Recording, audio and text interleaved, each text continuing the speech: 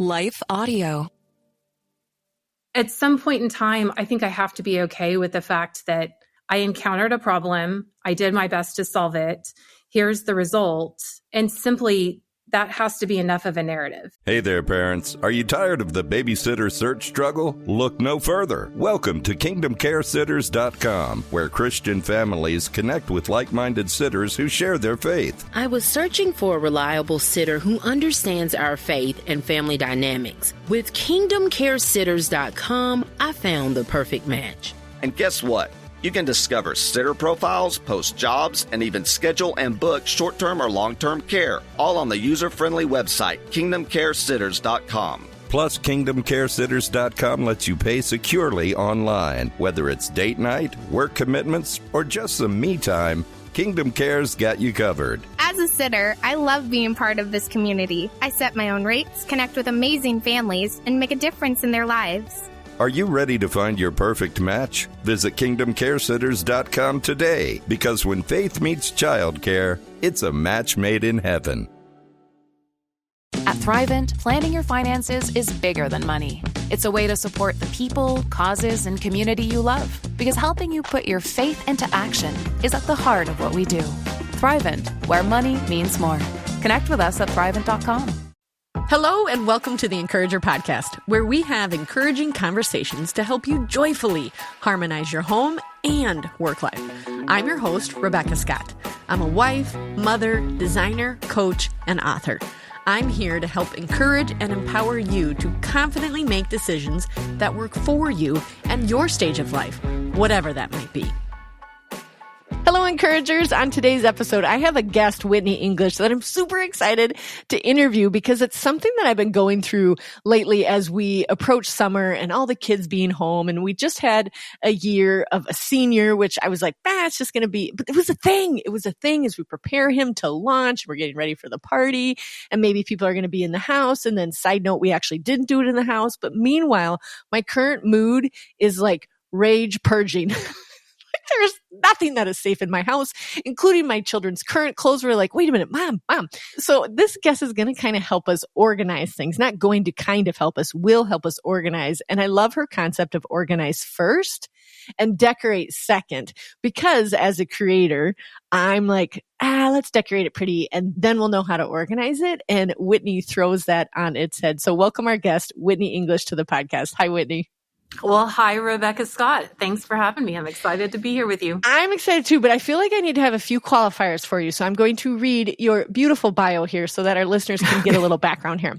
Okay, Whitney English believes that anyone can live a beautiful life. Awesome. She believes that gratitude is the birthplace of joy. Absolutely. That people matter, that love is the answer, and that if you're real, you can't be ugly. I love this. Everyone is creative. Yes, yes, yes. I talk about this on the podcast all the time. In fact, in the beginning, God created, so I'm pretty sure he made all of us creators. She has bootstrapped 2 businesses to 7 figures, has a degree in interior design, studied management in Parsons, you guys, in New York City. I aspire. And has her work featured on O Magazine, The Wall Street Journal, and The Today Show twice. She was featured as one of Country Living's magazine. I love Country Living magazine. One of her favorite dreams come true, though, is her husband, David, and their 3 children. Okay, Whitney, what inspired you to start really enforcing that the organization has to come before the decorating? Because I feel like there's a big push on all the decorating and the fun things that we can do, and it is the fun part. But why do we need to do the organizing first? That's a very great question. And the answer, which became the book title, was the response, the narrative, the self-talk, that soundtrack that plays in your head as I was cleaning house one day. And I realized I was probably trying to hang pictures in a mess. I mean, that's probably what was happening. I don't remember exactly. And I just thought I thought to myself, organize first, decorate second, Whitney. And there's something about, I was raised by perfectionists, and there is something very deep in my scatterbrained, creative ADHD persona that really desires to perfection. I can't do it. I absolutely suck at executing on perfection. I'm sorry if no one likes that word.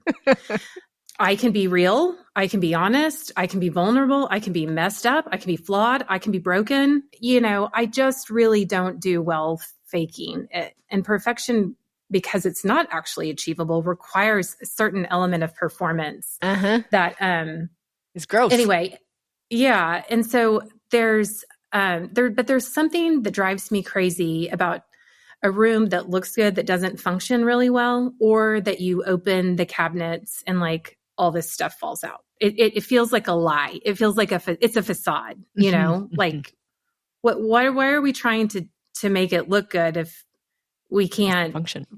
Right. You know, so there really is something very beautiful about order, which I think is modeled for us all the time when we look at nature. Like the tree always grows 100%. the roots are down, which is a God-given skill and talent. So we do desire order. It's just a matter of getting there. And we also desire things to look beautiful. So I love your approach. Like, it's not going to look perfect. Or, you know, I aspire, this is my next question. There's been a big minimalist movement. Which huge. I always say when I read anything about it, because I have read loads of books about it, and I follow people on Instagram that are minimalists. I aspire. And that's as far as it has gone for me, because I also really like my things and I create for a living. So sometimes I need things around me that will spark the creativity, that sparks the idea. And there's a lot of things in my life that I'm like, I just really love this and I really want to keep this. And I love texture. So I like layering things. So talk to us a little bit about your concept of maximalism with meaning. How is that different from minimalism? Because if they tell me one more time that I have to have a corner that doesn't have anything in it, I'm like, but it would be beautiful with a plant or something there. So explain the process to us. You hit a room and you're like, okay, here's what we're going to do first. Well, I do start with function. It's like, that's the whole organization part of it. It's like, what is this room going to be? So your room that you're sitting in right now is your studio. What do you call it? Studio. I love that. And so you know that certain things need to happen in that room. So we identified the function first. Who's going to use the room? You know, so your studio, it's just going to be you probably. Oh, I wish. No, I don't wish. Okay. We have lots of people in and out, but everybody works in their own home, but they come periodically. And my children, see this big opening over here, Whitney? It has a whole story where I never wanted my children to feel like that's mommy's work and this is the house. It's just a part of everything. So lots of visits from tiny ones. I love that. We have a bunch of like very like random type rooms. I don't actually have a studio. I have a garage. We call it the Paris warehouse. It's where because Paris warehouse. Because I've never been to Paris and I've always wanted to go, and I don't know. We call it the Paris warehouse, and it's where all of you would love it. Okay, you could spend a day going through my junk. We could swap junk. Okay, it would be so fun. It's overflow from jobs.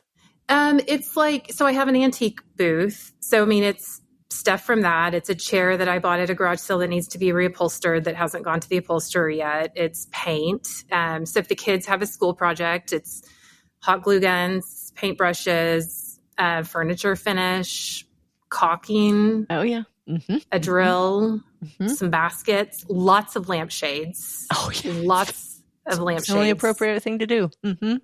My mom. And you know what?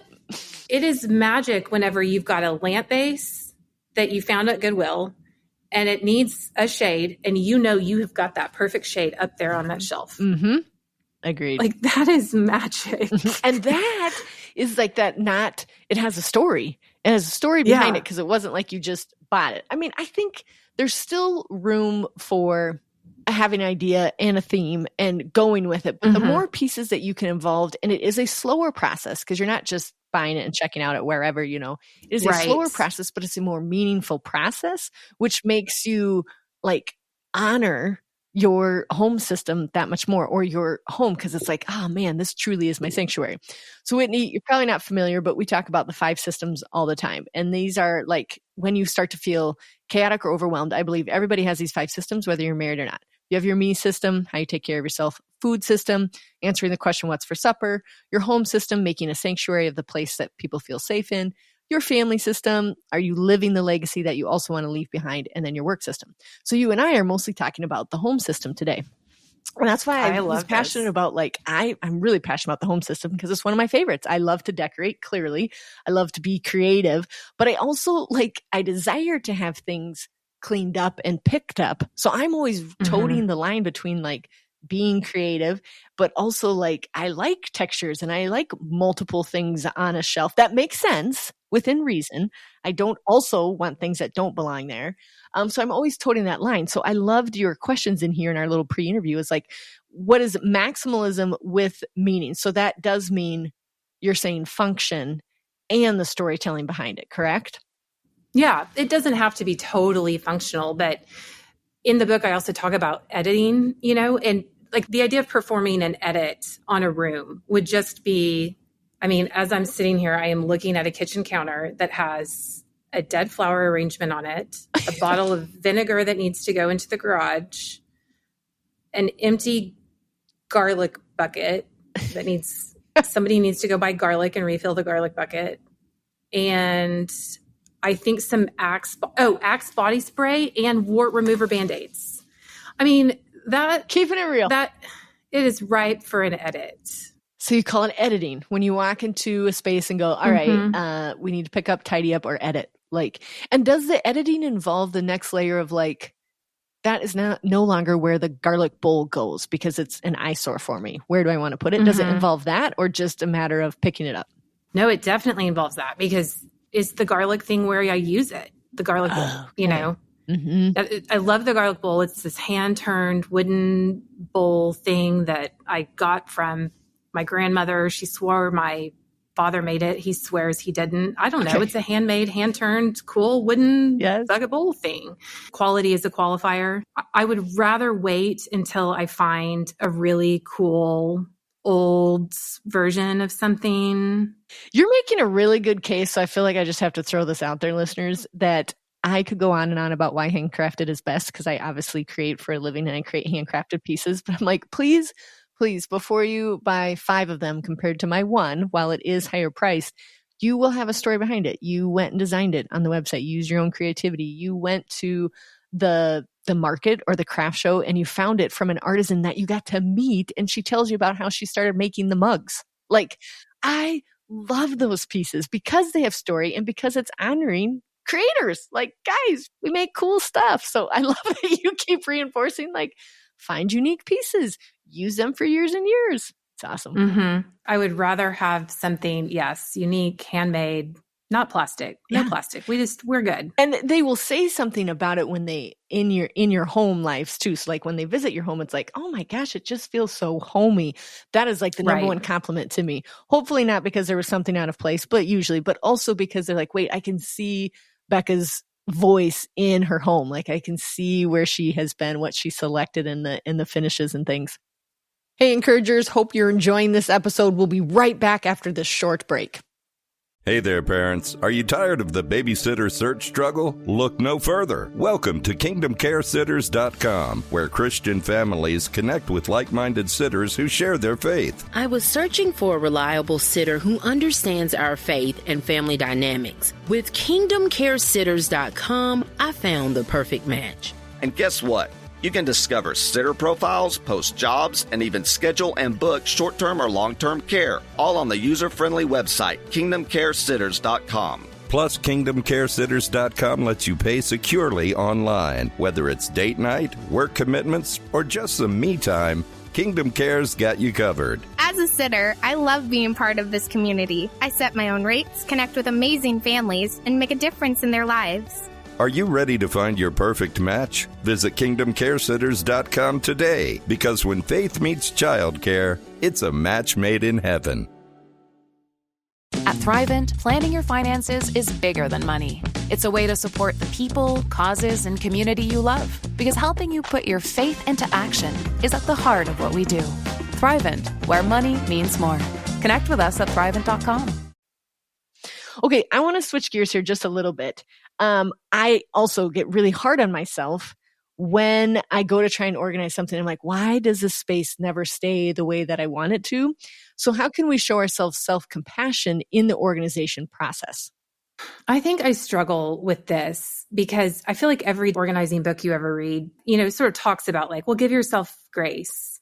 And I have actually thought to myself, when I've heard even these, I love these people. I love their advice. I've read all their books. But when they say give yourself grace, I just think I can give myself grace until the cows come home.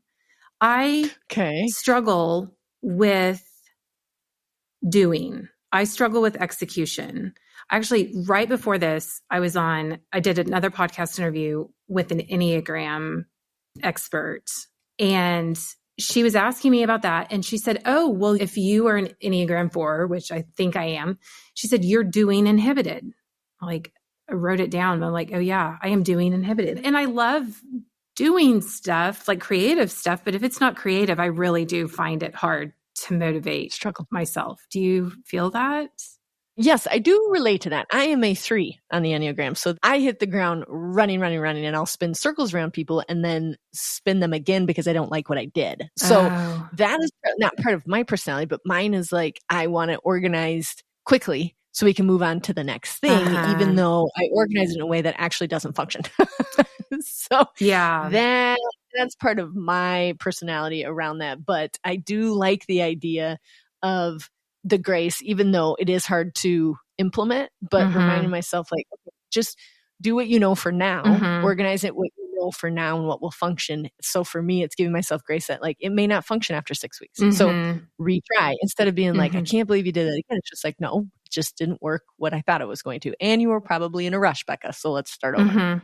No, I love that. And I think that I wish you lived next door and you would come over and kick my butt. Spin circles? Right. Kick my butt into high gear. And my friends will call me when they, I had a friend text me the other day and her kitchen's being painted. And she's like, if you want before and after pictures for kitchen drawers, now's your, and I mean, I have a lot to do this week, so I didn't have time. But ordinarily I would be like, oh, okay, let me go organize your drawers instead of organizing mine.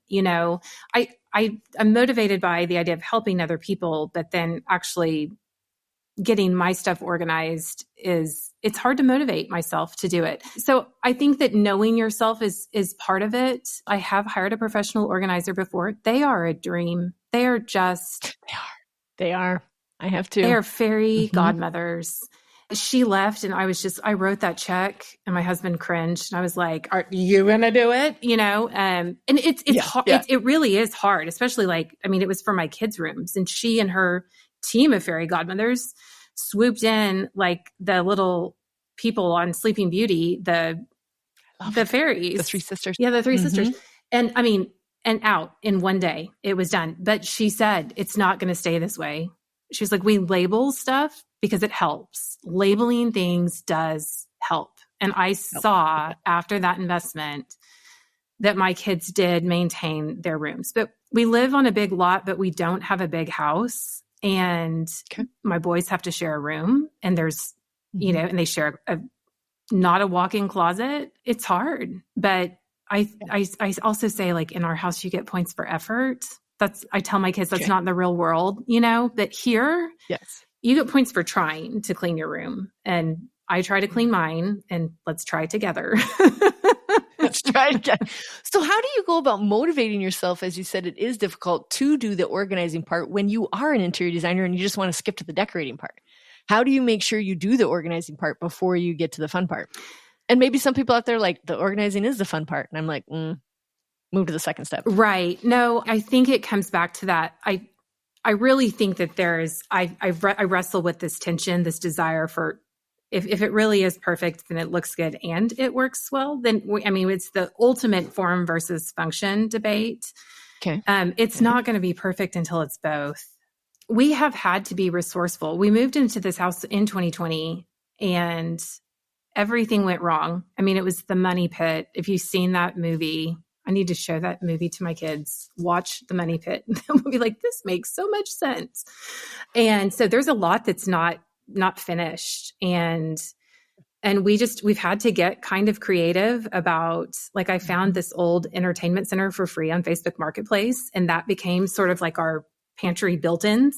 It's very, really it's cool. Very like cobbled. I can take a picture of it if you want to put it in show notes. Yeah. It's very cobbled together. But there's something fun about that. It's not, they're not going to want to photograph it for country living, but it works for where we are. And gradually over time, maybe aesthetically it will improve, I don't know, until there's the money for a big, redecorate, and then we'll hire the professional organizer to come in. Well, okay, so tell me this now. Why do you think it communicates so well to people, your approach to it? Because you are so down to earth and you're like, I got it off of Facebook Marketplace. I zhuzhed it up a little bit and here we are. Why is that so needed right now compared to the I can't think of any other word other than like the home edit version, which feels way too perfect. And I actually had to tell my girls, we watched it for a season and I was like, guys, we need to take a break because I tallied how many times I said the word perfect in the episode and it was over like 20 times. I'm like, guys, perfectionism is just not going to be attained. And I'm worried that you're creating a standard that is just not realistic. So how come your approach is so well received? And why is this book so needed right now? First of all, I think, thank you. It's not like we've sold 1 million copies or anything. You know what I'm saying? Right.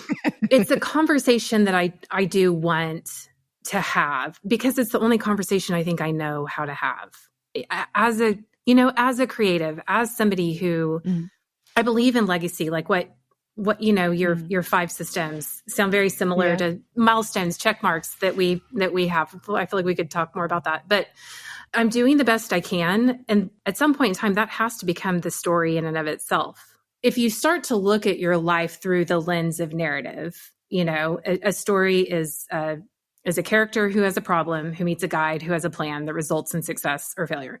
So in our stories, we're all characters that are constantly encountering problems. So then all we have to do is say, well, who are the guides? And we look around, and for me, like the guides have been like free furniture off Facebook Marketplace or someplace I picked up I can't even remember where, the concept versus somebody was a guide at some point in time that said there's a difference between concept and theme, and Hobby Lobby is theme. And we, if we're going to elevate the look and feel of something, let's aspire towards concept.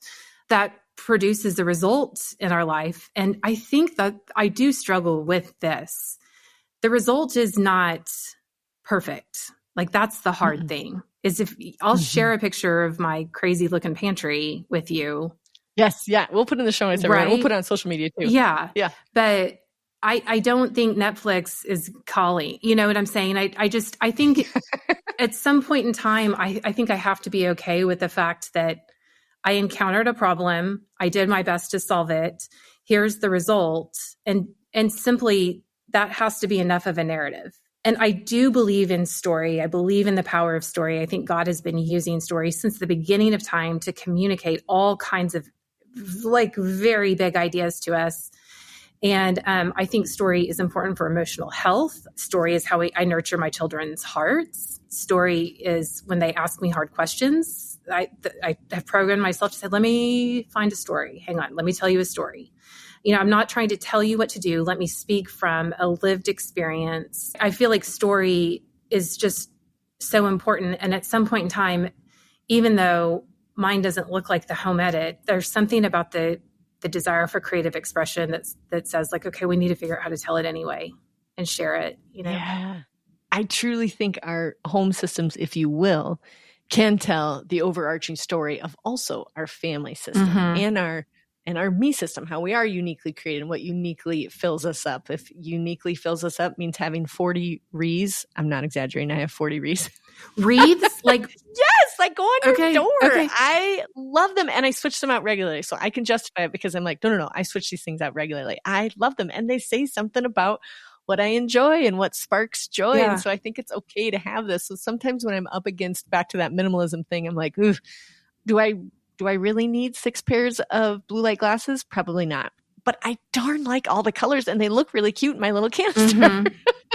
So I have to like marry the ideas of them as like what is like all the ideas that get thrown at us, which is probably overdone, especially since you're in the industry, is like what sparks joy, but do you actually need it? It doesn't have a story behind it and all that. It's so overwhelming. So I do like the concept of your book being, let's just start with organizing, making it functional first.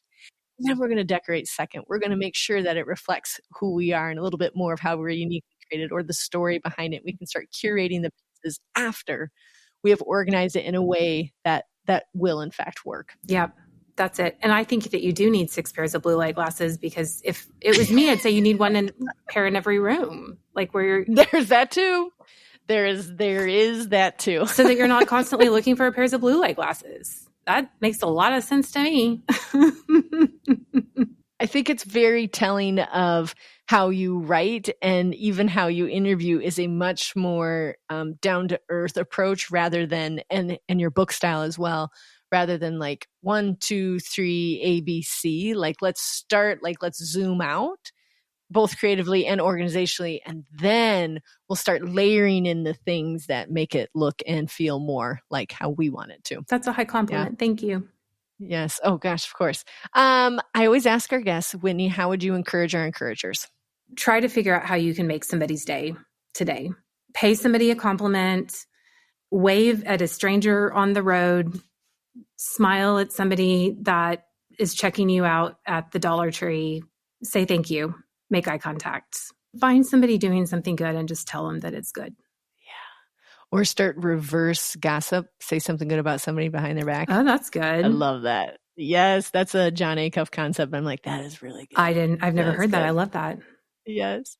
Well, thank you for joining us on the podcast and just giving us a little bit of a zoom out view of how to start organizing and decorating. I do feel inspired. First, I got to organize a few things, but then I'm also kind of excited about the things that I already have without reinventing it and just maybe placing them in different places that are a little bit more functional. I could definitely reduce my footsteps in my kitchen if I had the cutting board where it needs to go. I mean, it's just little things like that where I'm like, oh yeah. Or putting okay, here's an exact functional question. We started shredding cheese this year. I was like, it's dumb to buy it already shredded and it costs more and there's some fillers in it. So we shred our cheese, right? And it's a perfect opportunity to visit with the kids while they shred cheese. Guess where I store the shredder? Where? It's on the very, very, very top shelf. Very top shelf. Nobody can reach it. But everybody dreads shredding cheese because they either have to like get up on their knees and try and get the shredder. So I'm like, move the shredder closer to where they can reach it. And so it's just little things like that this is encouraging. And then if I get those done, then my dangling carrot as an Enneagram 3 achiever is then I get to decorate. So I love it. I'm also not going to minimalize my wreaths. I'm going to keep every last one of them. I love it. Okay, encouragers, I hope that you have found this encouraging. I hope that you will grab her book. We will put links to that, of course, in our show notes here. Also, make sure you sign up on our email because that will have the direct links and we'll get to see this entertainment center made new and fresh in Whitney's pantry there. Until next time, encouragers, we got this because he's got us. Thanks so much for tuning in. If the Encourager podcast has helped or encouraged you in any way, please subscribe to the show and leave a 5-star review. And then help us spread the message of encouragement and hope by sharing the podcast with others. Ready to bring more organization and joy into your life? The Encourager Academy helps you harmonize your home and work life through our online course and coaching programs. Our 5-system approach, me, food, family, work, and home, tackles your biggest obstacles, offering lifetime access to video lessons and guided worksheets. Learn at your own pace with practical tools and strategies. Enroll now at encourageracademy.com.